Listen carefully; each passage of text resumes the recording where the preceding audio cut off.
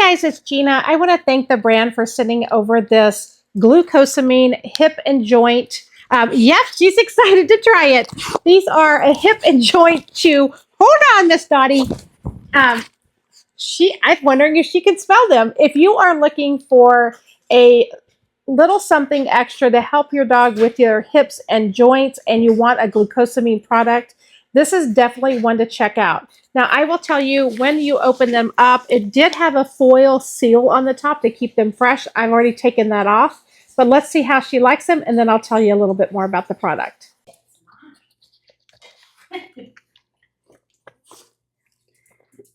So I'm going to give you a closer up look.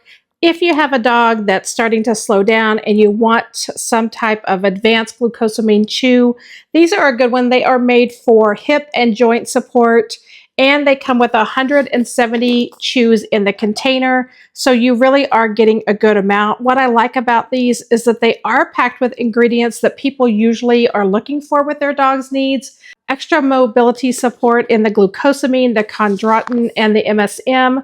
So if your dog seems stiff, this is the kind of chew that you would get for that.